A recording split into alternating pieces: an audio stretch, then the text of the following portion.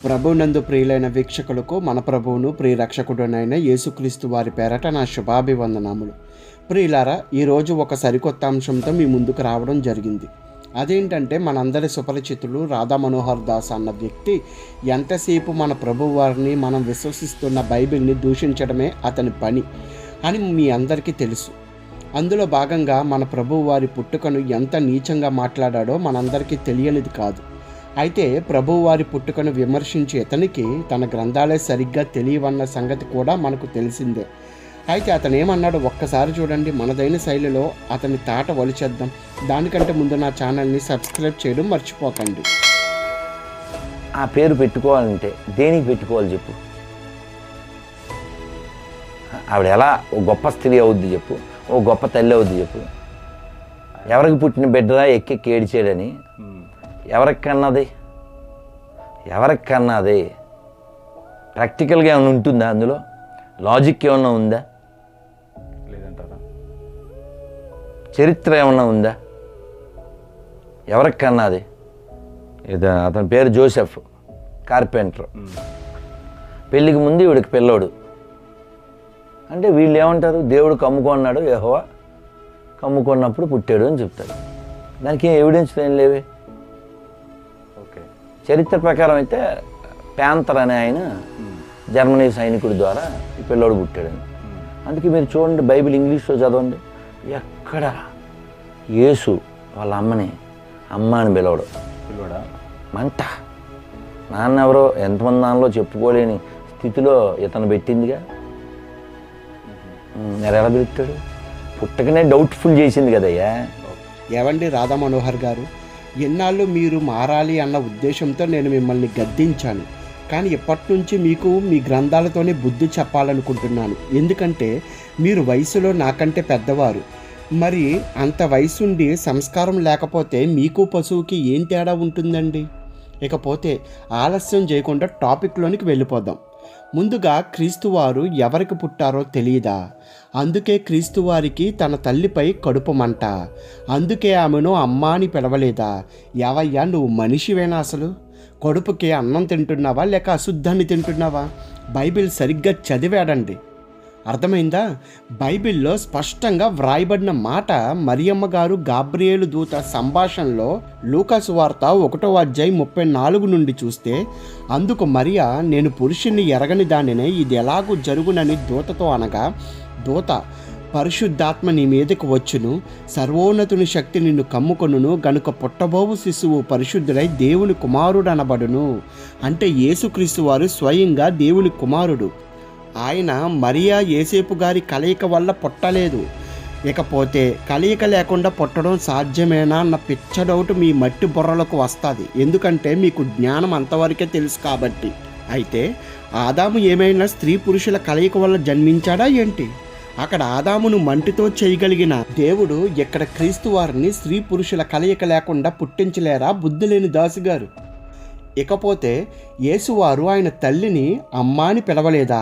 యోహాను సువార్త 2:1 నుండి చూస్తే, 3వ దినమున గలిలయలోని కానాను ఊరిలో ఒక వివాహము జరిగెను. యేసు తల్లి అక్కడ ఉండెను. యేసును ఆయన శిష్యులను ఆ వివాహమునకు పిలువబడిరి. ద్రాక్షారసమైపోయినప్పుడు యేసు తల్లి వారికి ద్రాక్షారసము లేదని ఆయనతో చెప్పగా, యేసు ఆమెతో, అమ్మా, నాతో నీకేమి పని? నా సమయం ఇంకనూ రాలేదనిను.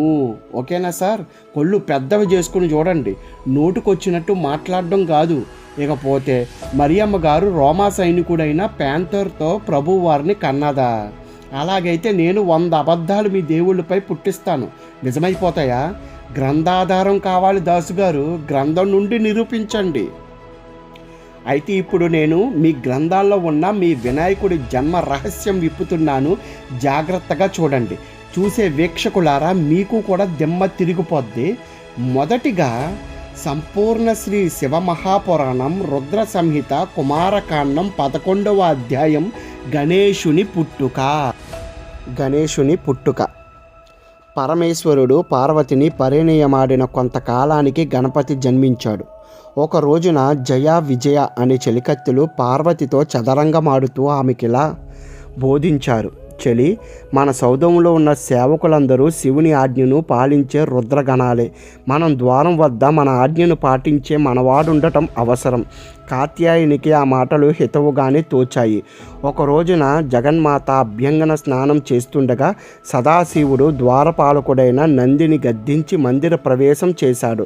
ఆ రోజు జరిగిన అనుభవంతో చెలికత్తెలు చెప్పిన హితవును ఆచరణలో పెట్టడానికి సంకల్పించింది దుర్గ. వెంటనే తన శరీరం నుండి రాలిన రజస్సుతో సర్వలక్షణ సంయుతుడు, సర్వావయ సుందరుడు, సర్వశోభాఢ్యుడు, మహాబల పరాక్రమ సంపన్నుడు అయిన ఒక పురుషుని సృష్టించింది. ఆ పురుషునకు అమూల్య వస్త్రాభరణాద్యాలంకారాలను ఇచ్చి ఆశీర్వదించింది. ఆ పురుషుడు కర్తవ్యాన్ని ఉపదేశించమని కోరగా, పుత్ర, నా గృహాన్ని సదా రక్షిస్తూ ద్వారపాలకుడవై ఉండు. నువ్వు నా కుమారుడవు. నువ్వు తప్ప నాకు మరి ఒకడు లేడు. నా ఆజ్ఞ లేకుండా హఠాత్తుగా లోనికెవరూ ప్రవేశించరాదు అని చెప్పి యష్టి అనగా బ్రాకెట్లో కర్ర నొక దానిని ఆయుధంగా ఇచ్చింది. ఆ పురుషుడు ద్వారపాలకుడై తల్లి ఆజ్ఞను నెరవేరుస్తున్నాడు. ఒక రోజున దుర్గాదేవి సఖీజనంతో కూడి జలక్రీడలాడుతూ ఉండగా శ్రీకంఠుడు మందిర ప్రవేశం చెయ్యబోయాడు. గణేశుడు నిలవరించాడు. ఈ నూతన పురుషుడెవరా అని శంకరుడు శంఖాసంకిలిత సమానుడై, ఓ ద్వారపాలక, ఇది నా స్వగృహం.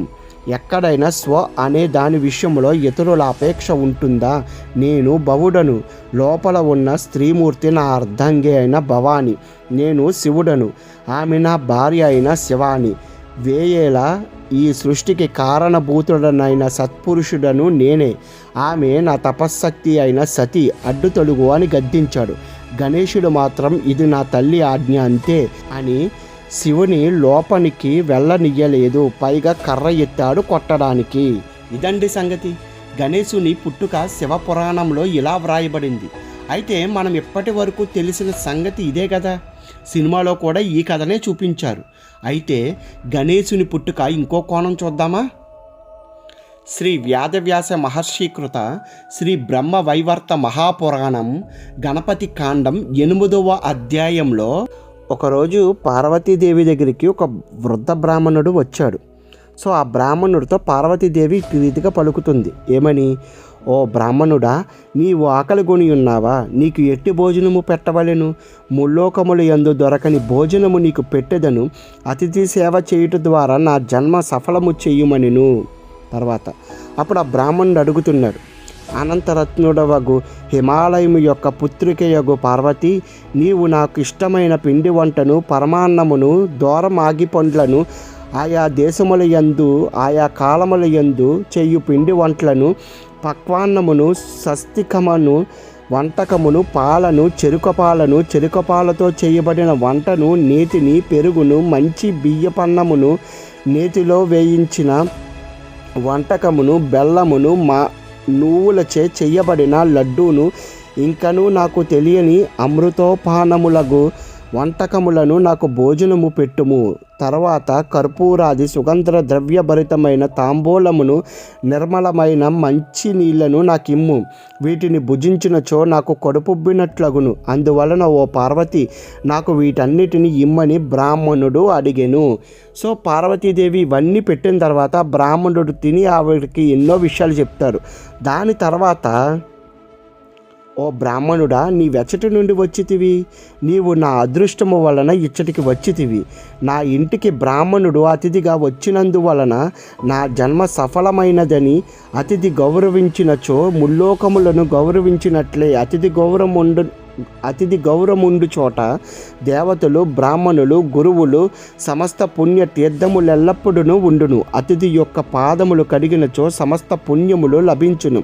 అతిథిని తన శక్తి కొలది పూజించువాడు సమస్త తీర్థములు యందు కృంగిలిడిన పుణ్యమును, సమస్త యజ్ఞములాచరించిన పుణ్యము పొందును.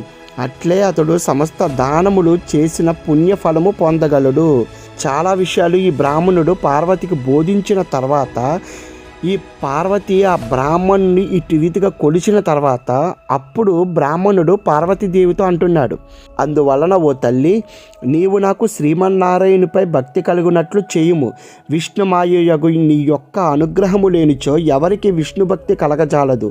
నీవు విష్ణుమూర్తి గురించి తపస్సు చేయుచున్నచో, పూజ చేసినచో ఇవి అన్నీ ప్రపంచమునకు వీటిని నేర్పించుట కొరకే కానీ వేరు కాదు. నీవు అందరి కోరికలను తీర్చుదానవు, నిత్య స్వరూపిణి సనాతని. అట్టి నీకు ప్రతికల్పమున శ్రీకృష్ణుడు గణపతి అయి నీ పుత్రుడుగా నీ ఒడిలోనికి చేరునని చెప్పి అదృశ్యమాయెను. తర్వాత వృద్ధ బ్రాహ్మణ రూపములో ఉన్న విష్ణుమూర్తి శిశువుగా మారి పార్వతీ పరమేశ్వరులున్న మందిరములోని శయ్యపై నుండెను. పార్వతీదేవి పవ్వలించిన శయ్యపైనున్న శిశువు ఆ శయ్యపైనున్న శివవీర్యముతో కలిసిపోయెను. ఇట్టి రీతిగా వినాయకుడు పుట్టాడు. చూశారు కదండి, శివ మహాపురాణంలోనేమో పార్వతి నలుగుపిండితో వినాయకుడు పుట్టాడు. బ్రహ్మవైవర్త పురాణంలోనేమో ఆ వచ్చిన బ్రాహ్మణుడు అనగా విష్ణువే బ్రాహ్మణుడి అవతారంలో వచ్చి పార్వతి ఆతిథ్యం స్వీకరించి శివపార్వతులు శృంగారంలో ఉండగా శివుని వీర్యంతో కలిసిపోయి వినాయకుడిగా అవతరించాడు. ఈ వినాయకుడు ఎవరో కాదు, కృష్ణుడే. ఇదేంటండి, వినాయకుడు 2 చోట్ల 2 సార్లు డిఫరెంట్ జన్మ కనిపిస్తుంది. ఇప్పుడు క్రీస్తు వారి జన్మ మత్తయిలో ఎలా ఉంటుందో అలాగే లూకాలో కూడా ఉంటుంది. అక్కడ ఆయన పశువుల పాకలో పుడితే ఇక్కడ కూడా అలాగే పుట్టాడు. అంతెందుకండి, యెషయా గ్రంథంలో కన్యక గర్భం ధరిస్తుంది అని వ్రాసి ఉంటే మత్తయి లూకాలో కూడా కన్యకగా క్రీస్తు వారికి జన్మనిచ్చింది. మరి వీళ్ళ గ్రంథాలు దైవ గ్రంథాలైతే వినాయకుడి పుట్టుక 2 సార్లు 2 చోట్ల ఒకేలా ఉండాలి కదా. బైబిల్ దైవ గ్రంథం కాబట్టి ఒకరితో ఒకరికి సంబంధం లేని వేరు వేరు గ్రంథకర్తలు వ్రాసిన వారందరూ చెప్పిన సారాంశం ఒక్కటే అవుతుంది. ఎందుకంటే వారందరి చేత వ్రాయించిన వారు దేవుడే కాబట్టి. మరి వీళ్ళ గ్రంథాల్లో ఎందుకు అలా ఉంది అంటే, శివపురాణం రాసిన బ్రాహ్మణులు శైవులు, బ్రహ్మపురాణం రాసిన బ్రాహ్మణులు వైష్ణవులు. వీరిద్దరికీ అస్సలు పడేదే కాదు. కావాలనుకుంటే హిస్టరీ చెక్ చేసుకోండి. కాబట్టి 2 గ్రంథాల్లో 2 రకాలుగా వినాయకుడి జన్మ ఉంటుంది. మరి స్వయంగా గనక ఈ గ్రంథాలను దైవమే వ్రాయిస్తే 2 జన్మలు ఒక్కటే అవ్వాలిగా, అవ్వలేదు. కారణం, ఈ హిందూ గ్రంథాలు వ్రాసింది బ్రాహ్మణులే అనడంలో ఏ సందేహము లేదు. కాదు అన్నవారు విత్ ప్రూఫ్తో కామెంట్ చేయండి. మరి ఒక అంశంతో మరలా కలుద్దాం. అంతవరకు దేవుని కృప మీకు తోడై ఉండును గాక. ఆమేన్.